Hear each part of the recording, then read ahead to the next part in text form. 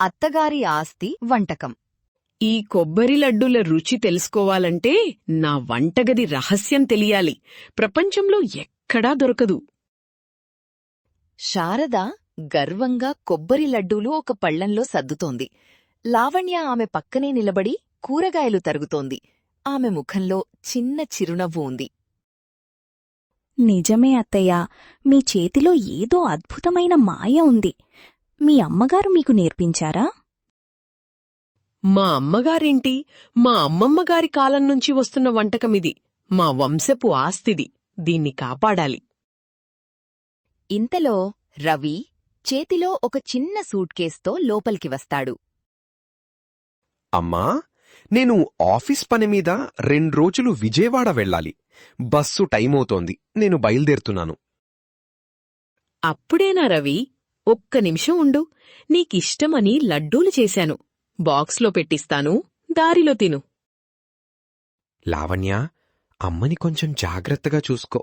మీరిద్దరూ అనవసరంగా వాదనలు పెట్టుకోకండి, సరేనా? మేము ఎప్పుడు గొడవ పడ్డాం చెప్పండి. మీరు ఊరికే ప్రతిదానికి కంగారు పడిపోతారు. నువ్వెళ్ళిరా నాయనా. ఈ ఇల్లు, ఈ కోడలు నేనున్నానుగా. అన్నీ నేను చూసుకుంటాన్లే. నువ్వు కంగారు పడకు. రవి నవ్వుతూ తల్లి దగ్గర ఆశీర్వాదం తీసుకుని లావణ్య వైపు చూసి కన్నుగీటి బయటకు వెళ్ళిపోతాడు. శారద, లావణ్య వంటగదిలో ఒంటరిగా మిగిలిపోతారు. చూశావా, మా వాడికి నా చేతి వంటంటే ఎంత ప్రాణమో. ఈ లడ్డూ లేకపోతే వాడికి ప్రయాణమే మొదలవ్వదు. అవునత్తయ్య, మీ వంటకానికి మేమందరం పెద్ద అభిమానులమే కదా. లావణ్య తన పడకగదిలో ఒక పాత చెక్కపెట్టెను తెరిచి దాన్లోంచి పాత చీరలు, వస్తువులు బయటకు తీస్తోంది. చిన్ని తన పక్కనే కూర్చుని ఆడుకుంటోంది. అమ్మా, ఈ పెట్టె చాలా పాతగా ఉంది. ఇదేంటి? ఇది మీ అమ్మమ్మ వాళ్ళ అమ్మమ్మ పెట్టెకన్నా మన పుట్టింటి నుంచి ఎప్పుడో వచ్చింది. పెట్టె అడుగున ఒక పాత బట్టలో చుట్టి ఉన్న ఒక డైరీలాంటి పుస్తకం లావణ్య చేతికి తగులుతుంది. ఇదేంటిది? పాత డైరీలా ఉందే. అక్షరాలు కూడా పూర్తిగా అరిగిపోయాయి. ఆమె ఆ పుస్తకం తెరవగానే అందులో చేతిరాతతో రాసి ఉన్న పాతకాలపు వంటకాలు కనిపిస్తాయి. ఆమె ఆసక్తిగా పేజీలు తిప్పుతూ ఉండగా ఒక పేజీ దగ్గర అకస్మాత్తుగా ఆగిపోతుంది. కొబ్బరి లడ్డూలు. ఆశ్చర్యంగా ఉంది. అత్తయ్య చేసే లడ్డూల తయారీ విధానంలాగే ఉంది. ప్రతి చిన్న విషయం కూడా సరిగ్గా అలాగే రాసి ఉంది. ఆమె ఆ పేజీపైన ఉన్న పేరును చదువుతుంది. శ్రీమతి జానకమ్మగారి వంట చిట్కాలు. జానకమ్మ లావణ్య వాళ్ల అమ్మమ్మ. లావణ్య ముఖం ఆశ్చర్యంతో, అయోమయంతో నిండిపోతుంది. ఇది మా అమ్మమ్మ పుస్తకం కదా. మరి ఈ వంటకం అత్తయ్య వాళ్ల వంశపు ఆస్తి ఎలా అవుతుంది? నాకేమీ అర్థం కావడం లేదు. అమ్మా, ఏమైంది? ఎందుకలా చూస్తున్నావా పుస్తకాన్ని? ఏం లేదు బంగారం, నువ్వు నీ బొమ్మలతో ఆడుకో. మరుసటి రోజు ఉదయం వంటగదిలో నిశ్శబ్దంగా ఉంది. లావణ్య, శారద ఇద్దరూ తమ పనుల్లో ఉన్నారు. కాని వారి మధ్య ఒక తెలియని దూరం ఏర్పడింది. అత్తయ్య, నిన్న మీరు చేసిన లడ్డూలు అద్భుతంగా ఉన్నాయి. దానిలో ఏమైనా ప్రత్యేకమైన పొడిలాంటిది కలుపుతారా? అవన్నీ మా వంశపారంపర్య రహస్యాలు. అందరికీ చెప్పేవి కావు. నువ్వు నేర్చుకోవాలంటే ఇంకా చాలా సమయం పడుతుంది. లావణ్య ముఖం చిన్నబోతుంది. సరిగ్గా అప్పుడే రవి ఫోన్ చేస్తాడు. లావణ్య ఫోన్ స్పీకర్లో పెట్టి మాట్లాడుతుంది. హలో లావణ్య, అంతా బాగుందా? అమ్మ ఎలా ఉంది? మీరిద్దరూ బాగానే ఉన్నారా? మేము బాగానే ఉన్నాం. మీరు మీ పని చూసుకోండి. ఏంరా రవి, అక్కడ పనిమీద శ్రద్ధ పెట్టు. ఇక్కడి గురించి నీకెందుకు అనవసరమైన ఆందోళన ప్రతిసారి? అలా కాదమ్మా, మీ ఇద్దరి మధ్య నిశ్శబ్దముంటే నాకు చాలా టెన్షన్గా ఉంటుంది. అమ్మా, లావణ్యకు ఇంకో కొత్త వంటకం ఏదైనా నేర్పించు. ఇద్దరూ బిజీగా ఉంటారు కదా. ఆ మాట వినగానే లావణ్య, శారద ఒకేసారి ఒకరి ముఖం ఒకరు చూసుకుని విసుగ్గా నిట్టూరుస్తారు. నీ పని నువ్వు చూసుకో రవి. మాకు సలహాలివ్వాల్సిన అవసరం అస్సలు లేదు. ఫోన్ పెట్టు. అవునండి, మేం చూసుకుంటాంలేండి. మీరు మీటింగ్కి వెళ్ళండి. ఫోన్ కట్టయ్యాక ఇద్దరి మధ్య మళ్లీ నిశ్శబ్దం అలుముకుంటుంది. సాయంత్రం శారద ఇంటి ముందు వరండాలో కూర్చుని ఉండగా పక్కింటి పంకజం, కమలా వస్తారు. ఏం శారదగారు, ఒక్కరే కూర్చున్నారు? లావణ్య కనిపించటం లేదు. ఇంట్లో అంతా శాంతంగానే ఉందా? దానికేమైంది? లోపల పనిచేసుకుంటోంది. మా ఇంట్లో ఎప్పుడూ అంతా ప్రశాంతంగానే ఉంటుంది. పంకజం ఊరికే అంటుందిలే వదినా, నువ్వేమీ అనుకోకు. వచ్చేవారం మన బంధువుల ఫంక్షన్ ఉంది కదా, దాని గురించి మాట్లాడదామని వచ్చాం. అవును శారదగారు, ఈసారి కూడా మీ కొబ్బరి లడ్డూల రుచి చూడాలని అందరూ ఎదురుచూస్తున్నారు. మీ ఇంటి పరువే ఆ వంటకంలో దాగి ఉంది. లోపల్నించి వస్తున్న లావణ్య ఆ మాటలు విని ఆగిపోతుంది. ఆమె ముఖంలో బాధ, కోపం కనిపిస్తాయి. ఆమె నేరుగా శారద దగ్గరికి వస్తుంది. అత్తయ్యా, ఈ వంటకం మీ ఆస్తి కాదు, నా అస్తమానం. పంకజం, కమల షాకై ఒకరి ముఖం ఒకరు చూసుకుంటారు. శారద ముఖం పాలిపోతుంది. ఆమెకి వంశం బదులు అస్తమానం అని వినిపించి తనని అవమానించిందని అనుకుంటుంది. ఏమన్నా? నా వంటకం నీకు అస్తమానమా? ఎంత ధైర్యం నీకు? నోరు అదుపులో పెట్టుకుని మాట్లాడు. అయ్యబాబోయ్, ఈ ఇంట్లో పెద్ద యుద్ధమే మొదలైనట్టుంది. ఈ విషయం వెంటనే ఊరంతా చెప్పాలి. ఆ రాత్రి ఇంట్లో వాతావరణం చాలా భారంగా ఉంది. లావణ్య తన గదిలో కూర్చుని తన తొందరపాటుకు బాధపడుతుంది. కొంతసేపటి తర్వాత ఆమె వంటగదిలోకి వెళ్తుంది. శారద అక్కడ ఒంటరిగా కూర్చుని ఏదో ఆలోచిస్తూ ఉంటుంది.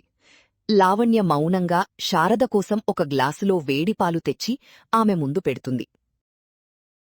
ఇవన్నీ ఇప్పుడు నాకెందుకు? అవసరం లేదు.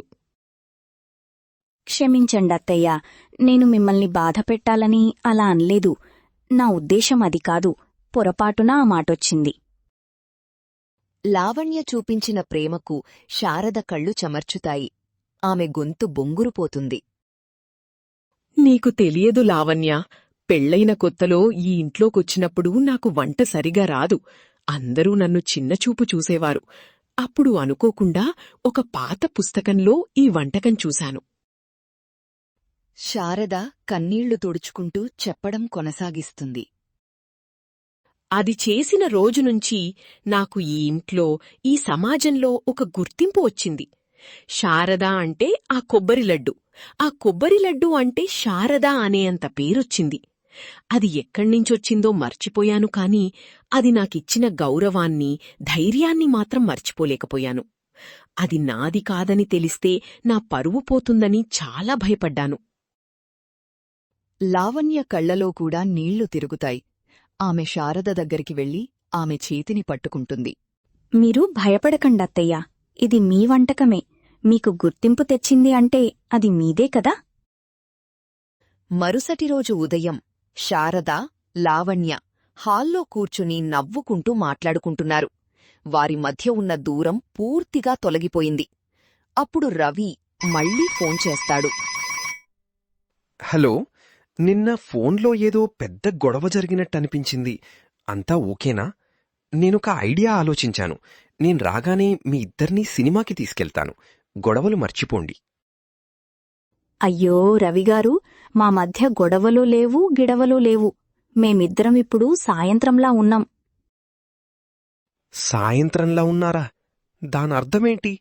సాయంత్రం మళ్ళీ గొడవ పడతారనర్థమా? అమ్మా, నువ్వైనా సరిగ్గా చెప్పు. ఆపు నీ అతి తెలివితేటలు. లావణ్య చెప్పింది సయోధ్య అని. మేం కలిసిపోయాం. నువ్వక్కడ పని చూసుకో. రవికి ఏమీ అర్థం కాదు. లావణ్య, శారద ఒకరినొకరు చూసుకుని నవ్వుకుంటారు. సరే సరే, ఏదో ఒకటి. నేను రేపు ఉదయం వచ్చేస్తాను. మీకోసం వేడివేడి మైసూరు పాక్ తీసుకువస్తాను. చూశావా, వీడికి మనసులో మైసూరుపాకు తినాలనుంది. అందుకే ఈ శాంతి ప్రయత్నాలన్నీ చేస్తున్నాడు. ఇద్దరూ గట్టిగా గట్టిగా నవ్వేస్తారు. రవికి ఫోన్లో వారి నవ్వులు వినిపిస్తాయి, కాని కారణం మాత్రం అర్థం కాదు. ఫంక్షన్ రోజు శారద, లావణ్య ఇంటి ముందు నిలబడి ఉండగా పంకజం వస్తుంది.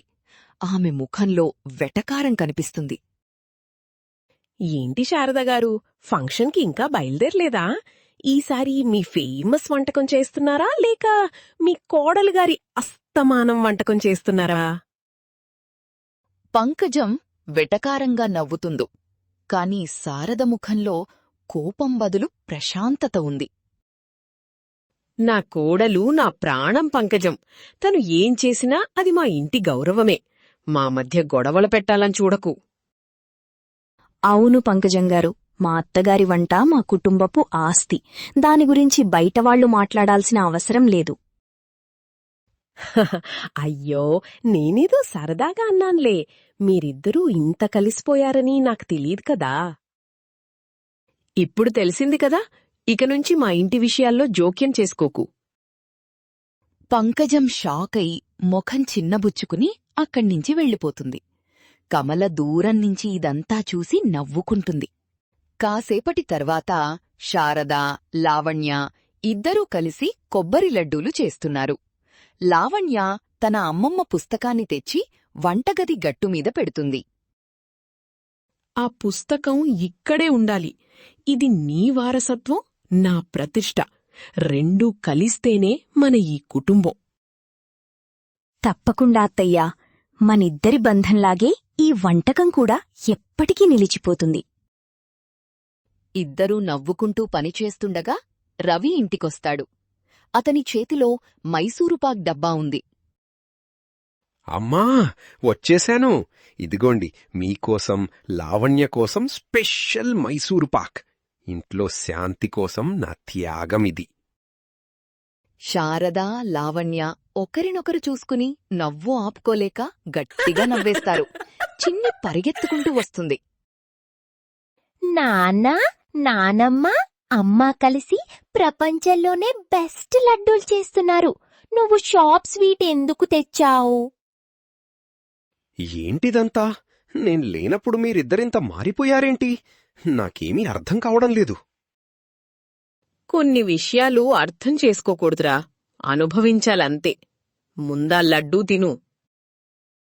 శారద ప్రేమగా ఒక లడ్డూ తీసుకుని మొదట లావణ్యకు తినిపించి తర్వాత రవికిస్తుంది. వారి బంధం ఇప్పుడు ఆ కొబ్బరి లడ్డూ కన్నా తియ్యగా మారింది.